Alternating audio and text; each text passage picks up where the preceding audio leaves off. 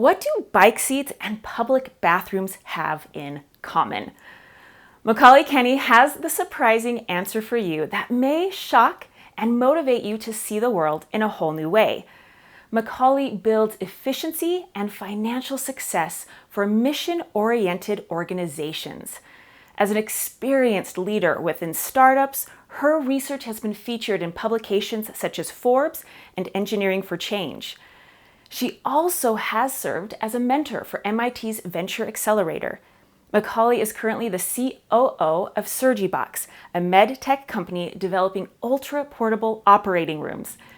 She holds a master's in technology and policy and a sustainability certificate from MIT. Welcome to the virtual stage, Macauley. Professional cyclist Hannah Dines made headlines 2 years ago when she revealed that she'd undergone reconstructive surgery twice due to repetitive injury from her bike seat. And despite the surprise her announcement generated, she is far from an isolated incident. A plastic surgeon in the UK estimates that she conducts over 250 surgeries on women a year to remedy pain and damage caused by bike seats. Think about that for a second. The bike, such a familiar and accepted product, is so problematically designed that it can cause pain for half of the population to the point that they undergo surgery. Hannah's story is a reminder that a design decision was made for every product, system, or structure we interact with during our lives. And a reminder that, in many cases, those decisions were not made with us in mind.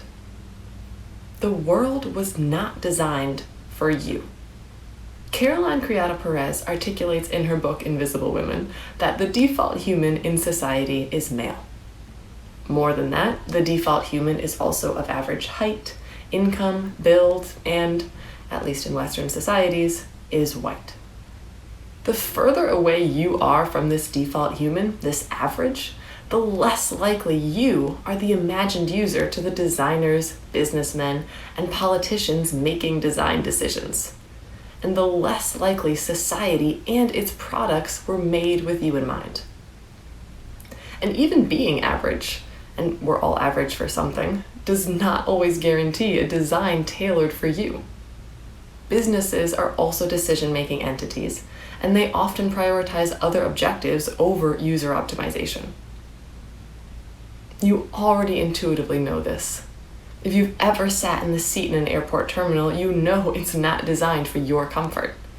It's designed to prevent sleeping, maximize capacity, and encourage shopping and eating at restaurants.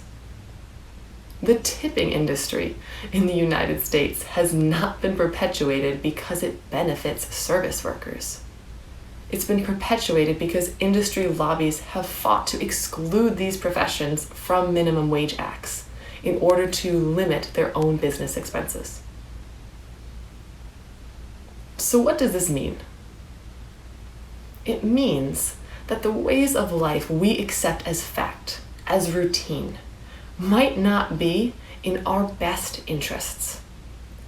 Whether by willful discrimination or simply an inability to envision alternative lives, the buildings, laws, and products around you are likely not created with you in mind. It also means that we can become trapped fighting over a design and ignore the possibility of a reinvention. Take bathrooms, for example. Wherever you go in the United States, the norm is for public restrooms to be segregated by sex. Most of us don't even think twice about that structure. But single-sex bathrooms are a relatively new introduction to the US. The first regulation requiring them is a little over 100 years old, which isn't that long ago. Later, regulations would define bathroom equality to mean equal square footage for each gendered facility. The result of these compounding design choices, however, has not served us all equally well. It leaves men without changing tables for their children. It leaves long lines for women in almost all congested events. And it creates barriers to entry based on sex and gender identity in an increasingly non-binary world. However, when we talk about improving restroom facilities and access to them in the United States, we tend to do so from within this binary, sex-segregated design structure. We get so focused on improving the current system, we don't realize that reinvention is also an option. So how do we move forwards from here? Well, there are no quick fixes for mentalities so deeply woven into our habits. There are steps that we can take.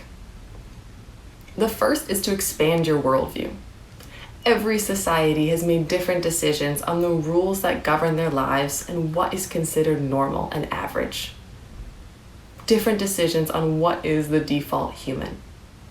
By increasing your exposure to communities other than your own, whether that means around the world or across state lines, you witness firsthand how design could be different. Second is that when acting as a designer, and we all do that at times, make sure your decisions are based on something more than just your own lived experience. Publications in Forbes, Harvard Business Review, and countless others have demonstrated how more diverse teams lead to better decisions and better designs. Our experiences and accepted truths may not always be shared, and implicit bias testing reveals we're not even aware of our own perceptions at all times. Make sure you're not repeating the history of flawed decisions and invite more diversity of thought into yours. The third, and the most difficult, is to ask why. Why is this product designed the way that it is? Why do we hold this social norm? Question the structures that you accept at face value, from the taxes you file to the size of your smartphone screen, and how they came about.